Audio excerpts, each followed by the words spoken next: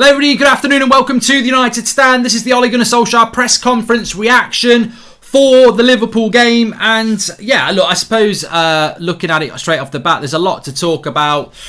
Injuries, whether we can still be in a title race if we lose. Some fascinating comments about Fred. I mean, I actually thought Fred played well on Wednesday night, but what I think what Ollie thinks Fred is and what we've seen this season is massively concerning. I mean, he played well on Wednesday.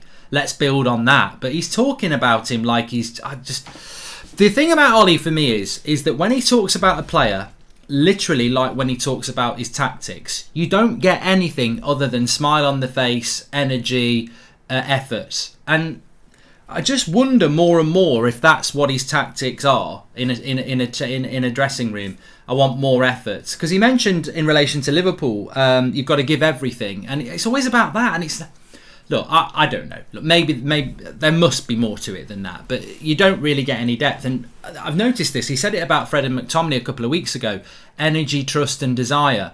He's speaking about Fred again, and he's talking about smile on his face. Perseverance to get back from injuries, and it's like I'd love him to just talk about Fred and tell us about how he runs a midfield, how he's quick into the tackle, how he can get the ball and pass it to the forwards. And maybe he doesn't say it because that's actually not what he does. But look, lots to talk about. I know a lot of people have picked up on the fact that he said he wants to make the team hard to beat, and that means we're going to be defensive. I wouldn't interpret it as that. I wouldn't. I think that when you've got Cristiano Ronaldo in your team, Bruno Fernandes in your team, Marcus Rashford in your team, I don't think you can really be thinking too much about defence. Yes, we'll counter-attack, but look, I don't think we need to worry about back fives or anything like that. He's clearly not going to do that. But look, let's start off. There's a lot to go through. The first thing I really want to talk about is when he was asked a very good question that if you lose this game, you're 7 points behind Liverpool, you could be 8 points behind Chelsea. Is it a do or die in relation to the title? Great question. We'll talk about that. But first of all, let's talk about the injury doubts, because Fred, Bruno, Rashford are three players that we know are doubts for the game on Sunday. There may be more, but he did mention three doubts. He didn't name players, but he definitely mentioned Bruno, he mentioned Fred, and we presume the other one's Rashford. So first of all, this is from the Atalanta game that we've picked up a few knocks.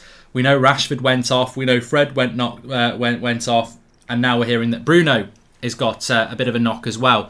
I will tell you right now, I think all three will play. I certainly think Bruno will play. We don't have a manager, and it's probably a good thing for this game, we don't have a manager that protects players with knocks. We've seen this. Harry Maguire, I mentioned this morning, has a bad injury, trains one day, starts the next day. Marcus Rashford was injured for 18 months playing games of football. So Ollie ain't going to not play Bruno in a game like this with a knock. Bruno will want to play for a start, and I always applaud the players because they just want to play. So Bruno will want to play, and Ollie will play him. So I wouldn't be worried about Bruno, I wouldn't be worried about Rashford, and I wouldn't be worried about Fred, unless they actually have got injuries that are going to keep them out for, like Maguire was out or McTominay was out. If they've got proper injuries, they won't play. But if it's knocks mean nothing to Ollie. He will pick them. Fred's our most creative player on Wednesday. Facts as Fury time. I don't know what point you're trying to make Fury time. I literally said he played well on Wednesday. We're talking about Ollie's comments about Fred that transcend Wednesday and become over the last couple of years. And I think Fred's been atrocious this season, apart from Wednesday, but it's something to build on. Definitely, I agree. Why has no reporter said it straight? Why aren't you playing Donny? Have they given up now? Ollie wouldn't be able to spin any rubbish at this point, says Ben. He was asked it the other night, Ben. I wouldn't ask a question about Donny van de Beek anymore to Ollie. It's a waste of time. He doesn't like him. He doesn't want to use him. And anything he said would just be something that would frustrate you anyway, like he said on Wednesday. If he gets his chance, I hope he takes his chance. Well, he had his chance against West Ham and you never give him another chance. And he played well against West Ham. So I wouldn't worry yourself about Donny van de Beek. He's over at Manchester United, and unless Ollie goes, maybe he'll get a chance. But I think sadly his career has been ruined over the last couple of years. But it is what it is. We need to move on from that. So let's get into some of the finer points of the show. He did say that Ollie said this a lot. the great thing about listening to the press conferences and reacting to the press conferences is you pick up on themes. Like, he talks about energy and desire and giving it everything. We know he talks about that a lot. He talks about fine margins a lot. He didn't mention that today, to be fair. But he does keep mentioning every team has a bad patch. And he mentioned that 2 or 3 times in the press conference there. He's very eager to get across that it's early in the season and everybody goes through a bad patch. So, you know, what he said is that we hope it's so hopefully this is the end of our bad spell. I hope it's the start of something big.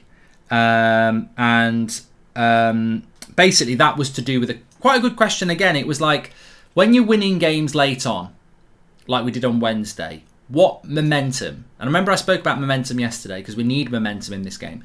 What momentum or impact does that have on you when you win games of football like that late on from 2-0 down? And he said, well, it's in our DNA.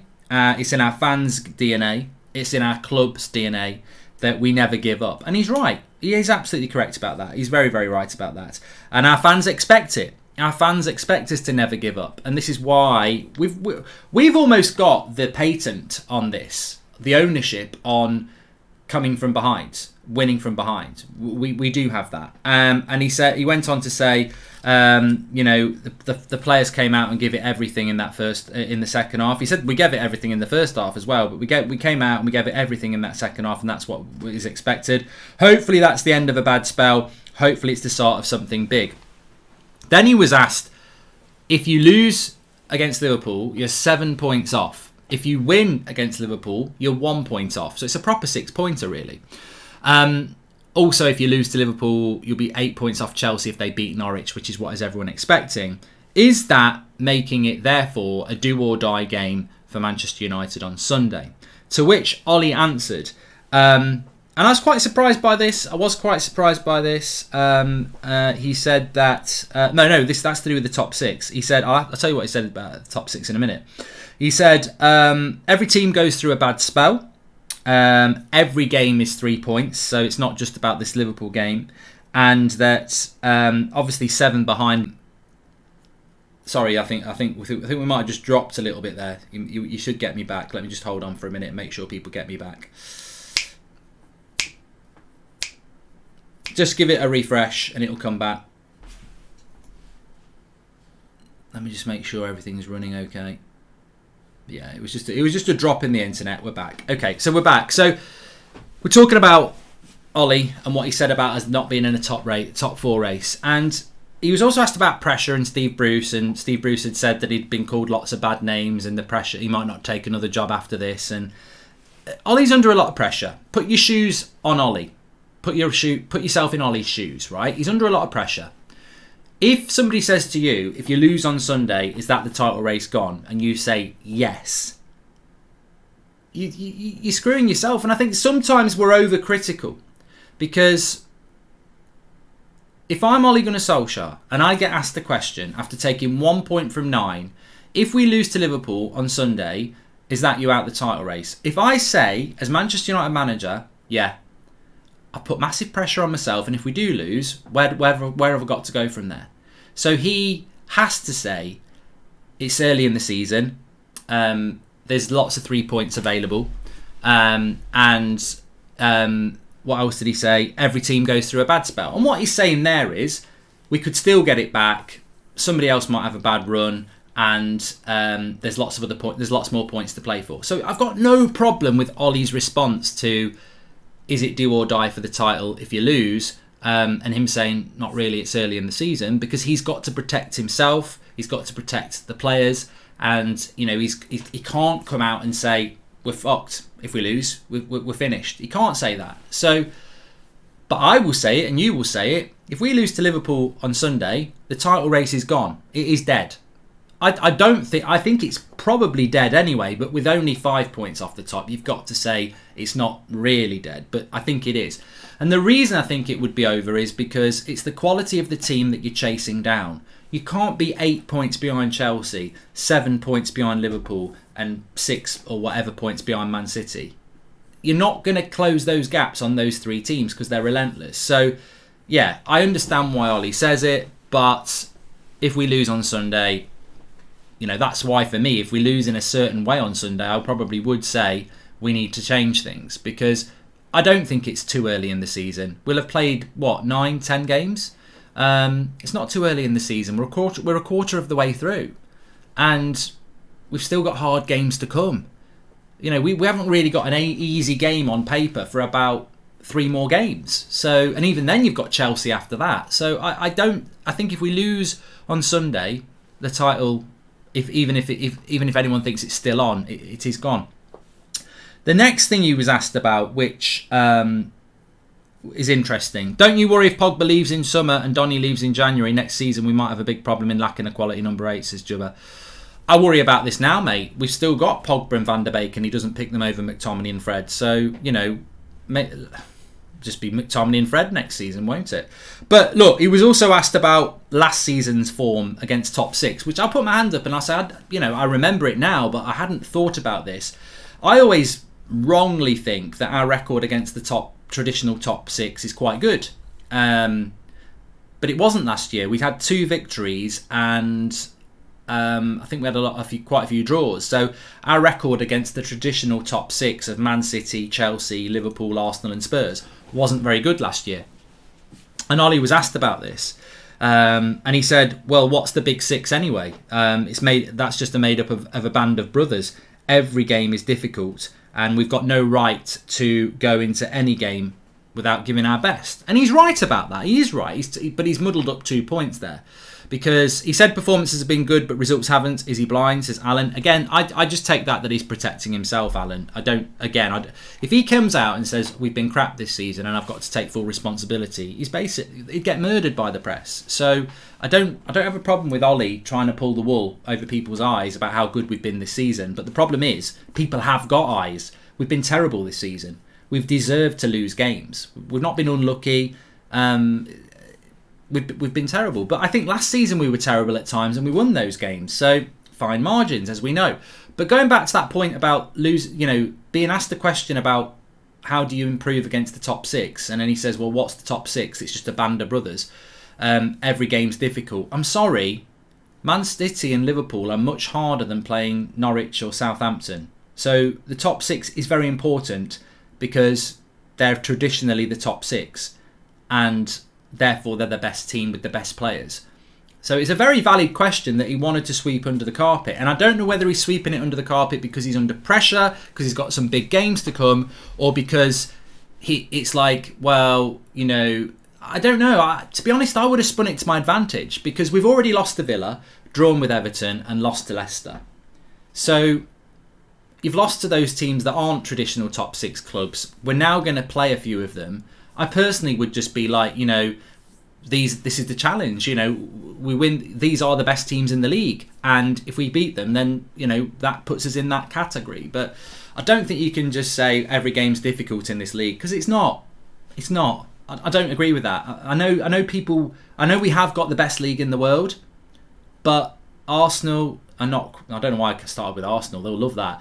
Chelsea, Man City, Liverpool are way better than most teams in that league.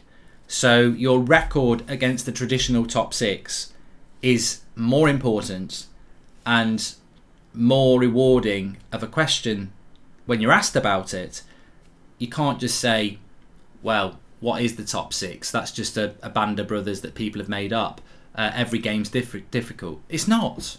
It's not. We make every game difficult, but Liverpool at home is not like Norwich at home. Man City at home is not like Southampton at home.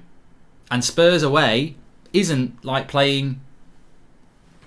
I can't even think of anybody that's bad. But you know what the point is. We should... I just think this is what this I'm thinking on my feet as I always am, but I think this is part of the problem. All I ever look at is standards and solutions, and I think this is part of the problem, because when our manager gets asked about his record against the top 6, and he almost takes offence of it and goes, well, what is the top 6? Every game's difficult. It's not. And maybe that's part of the problem, because as I said yesterday, he's a reactive coach. And if he's thinking that every game's difficult, Well, this is part of the problem.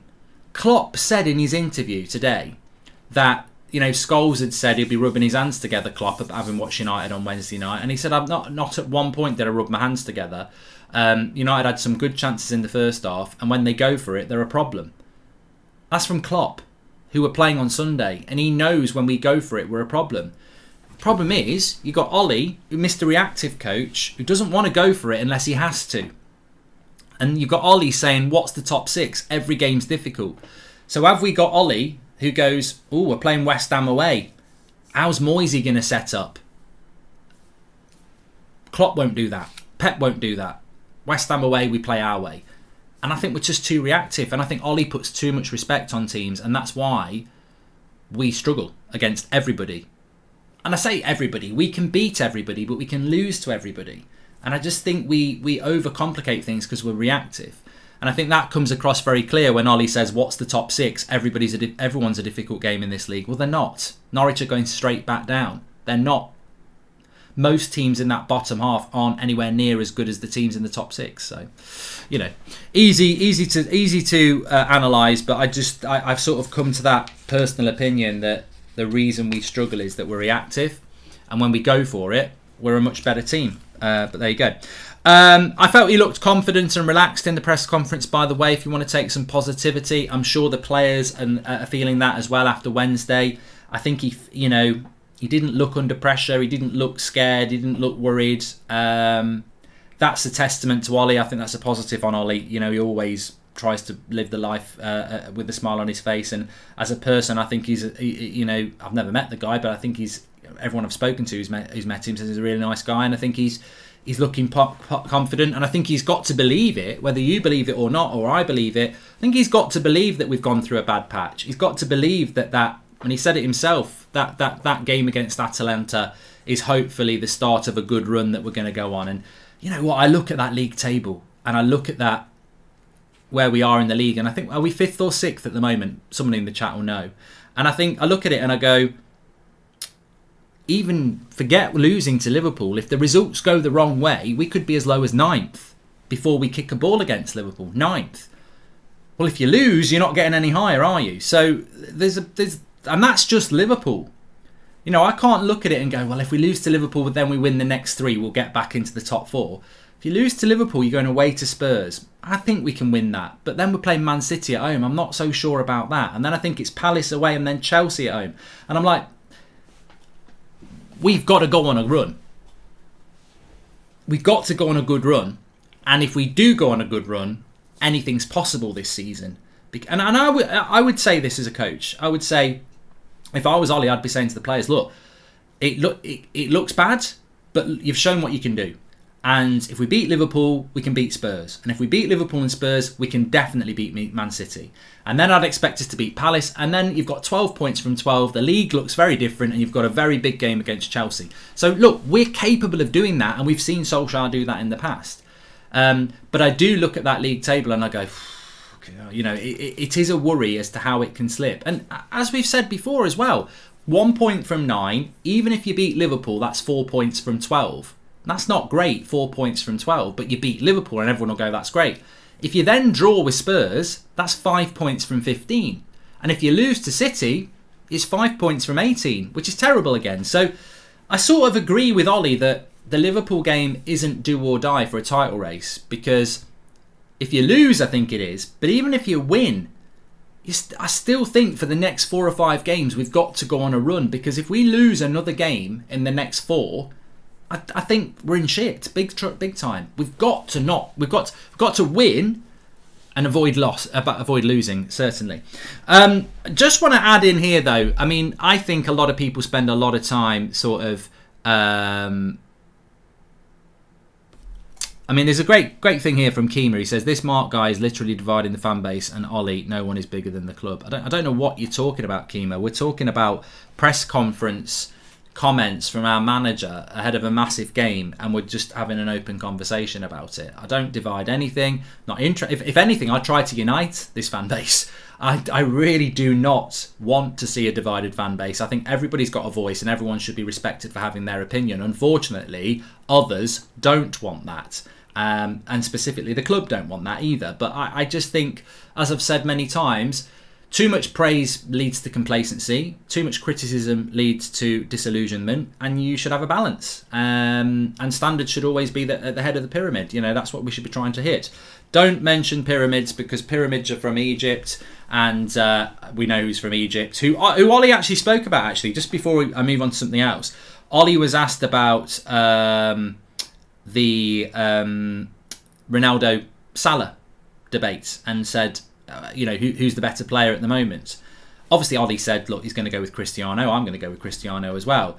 But what he did say is that, I wrote it down actually. What did he say in relation to this? He said that we're going to have to be at our best to contain Salah. But he said it's not just Salah. I'm a big admirer of their front three, Salah, Mane and Firmino. And it did make me think, though, if he's a big admirer of their front three, why don't we play with the front three like that?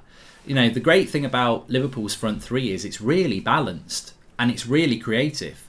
And while Salah and Mane can score goals, they're very creative players as well. They play for each other.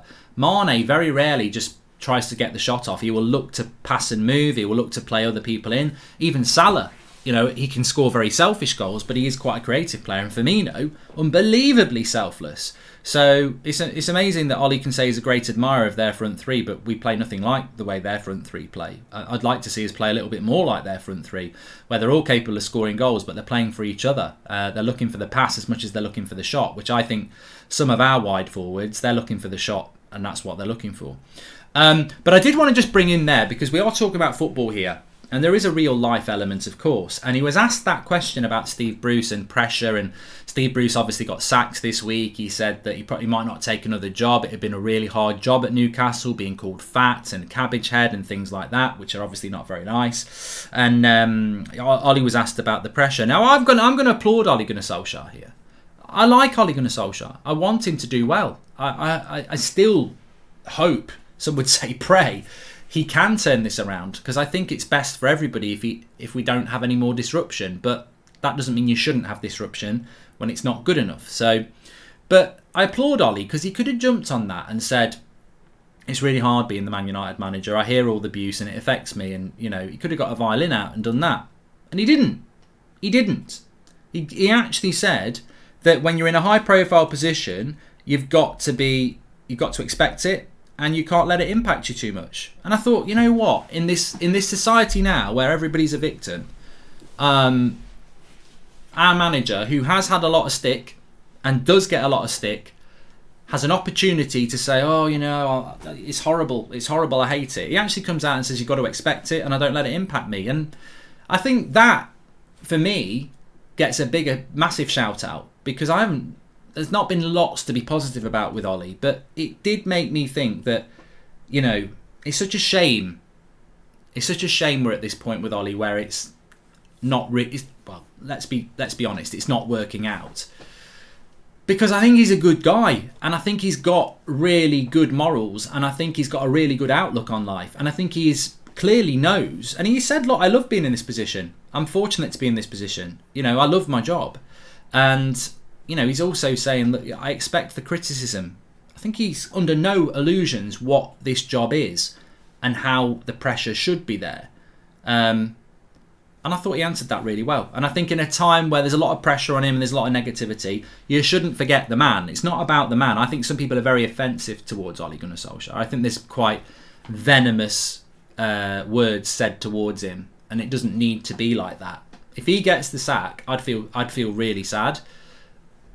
It might be the right thing, and I might agree with it, but I'd still be really sad, because I think he's a nice guy, and I think he's always been a consistently nice guy. Maybe he's too nice, but I thought he answered that really well. And you know what? As somebody who sort of started doing a fan forum on a Sunday night at 8 o'clock with 10 people watching, and it grew into what it is now with this massive community, obviously people become aware of what we do on the United Stand, and with that comes some pretty vile stuff. I mentioned it a couple of weeks ago. I woke up on Christmas morning, or around Christmas, to a screenshot that had been sent to me from another. It wasn't sent from them, but it was somebody making me aware of it, from a rival channel, who'd basically said, I woke up this Christmas hoping Goldbridge was dead. and maybe next year. And I was like, that's one of the worst things ever that happened to me. Even though I've had hundreds of things worse than that. That was very early on in what I was doing. And I was like, I've got kids and stuff, and somebody's wishing I was dead over football opinion. And that was like probably one of the biggest learning curves for me, is that people will say vile things about you. You've got to focus on the good people. And I like the way that Ollie reacted to the pressure thing, because he could have played for sympathy, and he didn't. He just went, well, I expect it. This is the job I do. It's high profile. I expect it. You can't let it impact you. And, you know, I've had a lot of abuse. You probably get a lot of abuse. And Ollie's right. You know, it's not, doesn't make it right. But the world we live in, especially with social media, faceless people can be abusive. I mean, we've seen all this stuff about racism. So I thought Ollie answered that quite well. Remember when he was checking something out on a laptop on the 45th minute? He was probably watching YouTube videos on how to win a football match, says Ryan O'Connor. I don't know what McKenna and Ollie have got on that laptop. I think they're realistically just watching replays. But Clinton, you know, instead of saying Mark always contradicts himself, please let me know when I contradict myself, because when I read you saying Mark always contradicts himself, I don't think I contradict myself. So I would love to know what you think the word contradiction means, because I'm all for having an open discussion. And if I've contradicted myself, I haven't, and I've probably just changed my mind. I don't have an opinion in the morning and then an opinion in the afternoon, but I might have an opinion 2 weeks ago and have an opinion now because there's been 4 or 5 games since then. That's not contradicting yourself. That's changing your opinion on evidence. But I don't even know what you're talking about contradicting yourself, unless you're just a troll who's coming into the chat, like some people do, to try and turn people off this conversation that we have every day. I don't know what you're talking about. So if you're not going to tell me where I've contradicted myself, I can't come back at you, can I, and explain what you're on about, unless you're just a troll, in which case, jog on. People telling other people they wish they were dead is disgusting and bang out of order, says Devils58. Yeah, but there's vile people out there. That person's still doing United content. There's vile people out there. But look, I always say this to people, focus on the good people. And I think Ollie lives his life like that. He focuses on positivity. And I just think it's important to remember that there's a man and there's a football manager. And football players and football managers would do well to remember that people are judging them in the main on their footballing ability. And that's why I don't really like abuse. And abuse is not saying a player's shit. Abuse is saying, you know, well, we know what sort of stuff you mean. It's personal stuff. Amit says, do you think the Bruno news is mind games? I'm absolutely convinced, Amit, that Bruno Fernandes will play on Sunday because it's a knock. And Ollie plays people with knocks. So he will play. Let's move on to some of the comments that Ollie was asked about as well. Look, he was asked about Fred. And now I'm going to talk to you about what he said about Fred. He said, Fred's a very good player. He's a regular for Brazil, which says everything. He's got an exceptional personality and smile, and his development over the years has been fantastic. He got injured and came back for the Europa League tie, and he's just, you know, and that's basically what it is. And all I could think about when Ollie was talking about Fred, because his eyes lit up, and he definitely loves Fred, and I thought, what a shame that all you've spoken about is how good Brazil are, how he's come back from injury, how he's got a good smile and an exceptional personality, and at no point have we heard about passing range, assists, goals, reading of the play, tackles and things like that. And I think, like, it's a shame because I thought Fred played well on Wednesday. So it would have been easy to say on Wednesday, I can talk about what Fred did well on Wednesday. He actually pressured Atalanta really, really well. He got the ball and he moved it forward really well. He broke into space to hurt Atalanta by breaking beyond Bruno really well. A bit like a box-to-box at times. His energy was very good, but I wouldn't even call it energy. I think it's derogatory to say energy now. I would say his tenacity and ability to chase the ball down and win it back was fantastic. I think energy is a bad word. I've got energy. I've got about 30 seconds of energy. But I just think, it doesn't do Fred any favours when you start talking about his exceptional personality and smile. He did play well on Wednesday. Apart from that, he's been terrible this season. But Ollie clearly likes him. So tell us why you like him. And, 2 weeks ago, the same question, but it was energy, desire and trust. And I think that's what it is. I think it is desire and trust and energy that Ollie likes about him. But actually, on Wednesday, he did a few other things as well. So maybe Donny needs to start smiling and running around a lot. But yeah. So yeah, he was complimented about Fred. He did speak about De Gea a bit. People asked about David De Gea, and he said, look, David's come back and really worked hard. But I sort of think that David De Gea is a weird one, because I had these arguments back in March, and some of you were against me and some of you were with me, and that's what it's all about, opinion. And I was not happy. I felt that the media were driving that. I thought Sky, BT, Manchester Evening News, certain journalists and pundits on those outlets were really pushing the Dean Henderson thing from nowhere. I don't think De Gea had a bad season last year, and I didn't like it. And it felt like it was a political thing about getting an English goalkeeper in goal, maybe for the Euros. And look, we talk about Neville, Rio, Scholes, and what they've said about Ollie.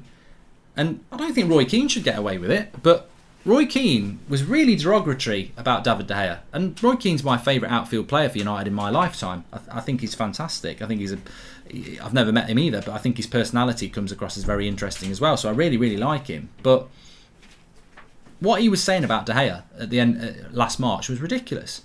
And when we played against Roma in that semi-final, I think De Gea has been world class this season, but I still think that performance against Roma is better than any performance he's put in this season. So I never understand with De Gea why people are talking about, he's come back and knuckled down and got better over the summer. I thought he was fantastic at the end of last season. I don't think this is new form. I thought he was gradually getting better last season, and by the end of last season he was very, very good. Personally, I think he was man of the match against Chelsea just before he went and had his kid in sort of late February, I think it was. So to me, again, it's a judgment call. I don't even understand why Dean Henderson was going to be our number one this season if he hadn't got COVID. And what a mistake that would have been. And Dean's a very good goalkeeper, but he ain't David De Gea. And David De Gea on this form is a top 5 goalkeeper in the world. That's where he sits. Wherever you want to put him in the top 5, that's where he is, and that's what he always has been. He just dropped off a little bit, but yeah, I don't know what we were doing, and I don't know what we've been trying to do with Dean Henderson and David De Gea. But I always said it would be a mistake, and so it's come to pass. And it's a shame for Dean Henderson, because I think he did everything right. He went on loan to Sheffield United. He did really well. But for some reason, we invited him back to go head-to-head with David De Gea, and I think that was always going to end badly for somebody. And at the moment, I mean, David De Gea is well overdue a mistake, by the way. I would love every United fan to hear this. It won't happen, but David De Gea is going to make a big mistake at some point, because every goalkeeper makes a mistake. Ederson, Alisson, Oblak, they all make a mistake. They all make a mistake. And David De Gea hasn't made a mistake this season. So he's going to make a mistake at some point. But what I would hope would happen is, when he makes that mistake, people will go, he's been so good for us this season. People are going to make mistakes. That's what happens. And he continues as number one. I would hope that's what happens. Playing devil's advocate, could Bruno not be playing allow us to get more a hold of the midfield and not completely dominated? Love Bruno though, says Andy Harris. The tacticals, pros and cons of Bruno is fair point, but Bruno's going to play, and you pick Bruno. I mean, the thing about Bruno is he could play a pass that takes out 4 Liverpool defenders and get Rashford in one-on-one. So, what else? Fred, pressure, late winners, impact, spell, abuse, above them last season. Salah versus Ronaldo, 4 knocks, look confident, 2 victories against Big Six. De Gea, importance, 8 points, fitness. Tell you what, something else he mentioned a lot as well, and I don't know how to read this, but I'll bring it out, because I think sometimes you bring something out and, that's how the discussion happens. He definitely mentioned it twice. He might have mentioned it 3 times, but he definitely mentioned it twice, that we finished above Liverpool last season. but they're now back to their best and they had a lot of injuries. And I was like, so he's not saying we finished above them last season so we're better than them. He said a couple of times we finished above them last season but they had a lot of injuries. And I think, I don't know how to interpret it, but obviously I have an opinion on it. And my opinion is that he's trying to make it obvious that Liverpool are better than us, which I think is a clever thing to do because they are better than us. But we did finish them. I think what he's trying to do is that he doesn't want people to be saying, well, we finished above Liverpool last season and now they're ahead of us. That's regression and therefore you shouldn't be in charge. I think that's what he's trying to do because we did finish second last year and Liverpool finished below us. And I don't think he wants that conversation that, well, Liverpool are ahead of us now, so they've leapfrogged us and you've had all that money. I don't think he wants that. So I think what he's saying is, we did finish above them last season, but they had injuries. And now they've got their injuries back, they've gone past us. Whether he's right or wrong on that, you can look at that lots of different ways. I think that Liverpool are better than us and they did have a lot of injuries last season. But you can't have it both ways. We've heard a lot about we finished second last year. And now we're going to say, well, we only finished second because Liverpool had injuries. Which is probably true itself. They're both true. So, but the fact that he said it twice, I was a little bit worried because I was like, I don't want Ollie to have that mentality that Liverpool are better than us. I think we all know they are, but we did finish above them last year. We have bought Ronaldo. We won't have Varane, and we have bought Sancho. And we are at home in front of 75,000, and we need to win. I don't know whether it's just part of lowering the standards that, are we now playing for fourth? Liverpool, Chelsea and Man City are better than us.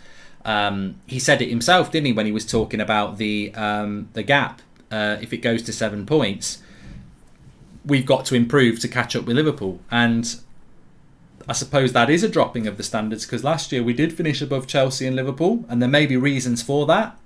But now we've gone back to having to improve to catch Chelsea, Liverpool and City again.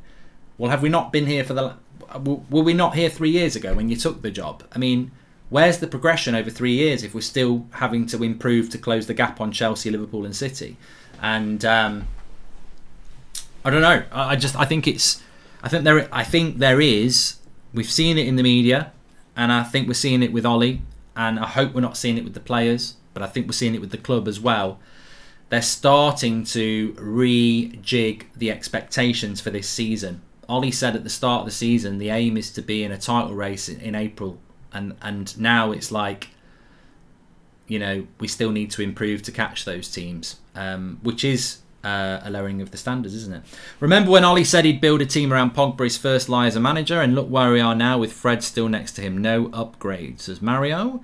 Thank you for the super chat there from Simon. And back with the deal or no deal, Mark. If I offered second now, would you take that, says Brad? It's a good question. I always like a good question. Would I take second now if it was offered up?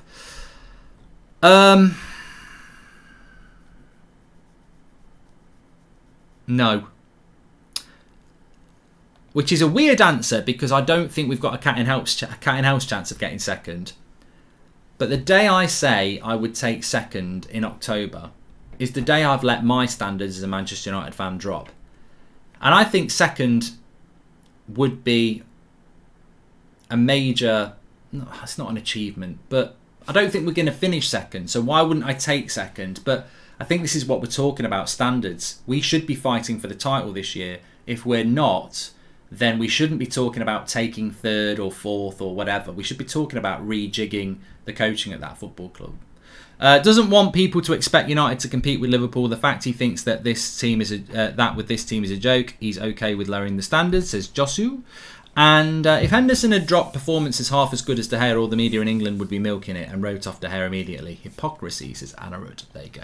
So look, all in all, I actually think it was a good press conference from Ollie in a situation where he's never going to be able to say anything that's going to make people happy because we're not happy because the results haven't been good enough in the league. So he took 1 point from 9. The Champions League's finished now.